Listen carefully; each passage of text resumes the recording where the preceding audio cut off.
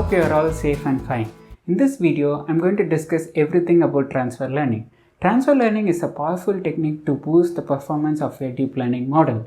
After discussing the basics, I'm going to walk you through step by step on how you can leverage the power of transfer learning to improve the performance of image classification task. Let's get started. Transfer learning is essentially transferring the knowledge learned by one particular machine learning model to another. Let's say you are in a mathematics class learning calculus.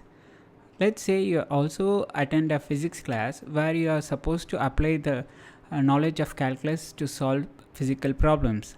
Instead of using new tools from scratch or studying calculus from scratch, you apply the knowledge of calculus that you learned from a mathematics class to solve physical problems.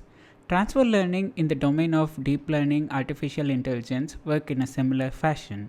Transfer learning has several advantages, including guaranteeing higher accuracy in most cases, reducing the training time to a great extent, and acts as a very powerful feature extractor. Now, I told about what transfer learning is, but how and why exactly transfer learning works? To understand how transfer learning works, let's look into how a human brain works, especially the visual cortex region. The first few layers of a visual cortex region perform tasks like line detection, edge detection, color gradients, and so on. The next few layers help in detecting the shapes. Convolutional neural networks operate in a very similar way. Now, reusing the learned parameters such as weights, filters for another task involving similar steps, that is again detecting edges, is essentially transfer learning. Transfer learning is widely used for feature extraction and fine-tuning. It is used for computer vision tasks like image classification, segmentation, style transfer, and more. Style transfer is one of the most fun and widely used applications of transfer learning. All these images are used by transfer learning applications, and it's also used widely for natural language processing tasks.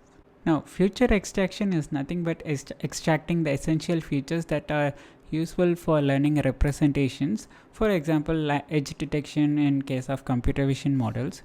Fine tuning is essentially using the learned representations from pre-trained models and adding some additional layers to predict new classes. For instance, let's say your pre-trained model was trained on 1000 categories and your dataset of interest contains 10 different categories. You basically use the learned representations from your pre-trained model and add some dense layers and then train on these 10 different categories and then make predictions.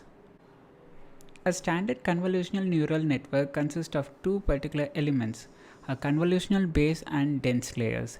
We are more interested on the convolutional base because all the learned representations that we are interested are a part of convolutional base. Notice that there are fully convolutional neural networks, FCNs, but this is a standard convolutional neural network that are usually used for transfer learning purposes. Now, when can you use transfer learning?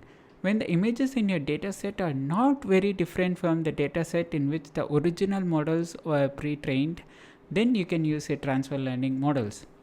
Now, when not to use your transfer learning models, when the images and the dataset are completely different from the original dataset where the pre-trained models were trained, and also if you have millions of images and you have sufficient hardware resources like multiple GPUs, it makes more sense to use the algorithm directly to train it more properly to achieve higher accuracy rather than using transfer learning.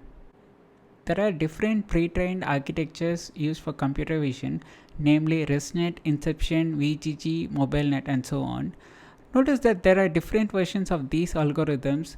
For instance, VGG has VGG 16, 19, Inception version 3, and others. ResNet has 50, 100, I guess, and so on.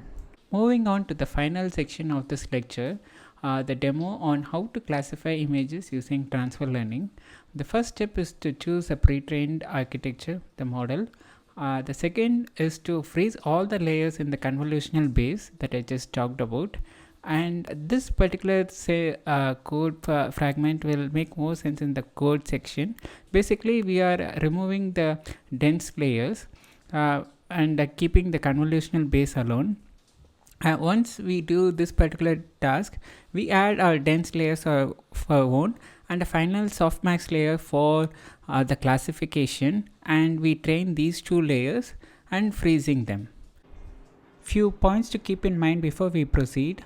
Every pre-trained model has a specific input shape. This is especially true if the dense or the top layers are used, and the minimum input shape is required to avoid conflicts. Basically, convolutional neural networks reduce the size of the input subsequently over the layers. So if your input shape is less than the prerequisite, it will give you conflicts, and you may use custom input shapes as long as there are no these dense or top layers. Moving on to the final section of this lecture, I'm basically using transfer learning for image classification task. I'm using ResNet architecture. The dataset which I'm going to train is rock paper scissors dataset taken from Kaggle. I'll leave a link to the dataset, and the framework which I'm using is TensorFlow version 2.2 with the Keras API, with the built-in Keras API. With the minor tweaks in the import packages, it should work with the native Keras API as well.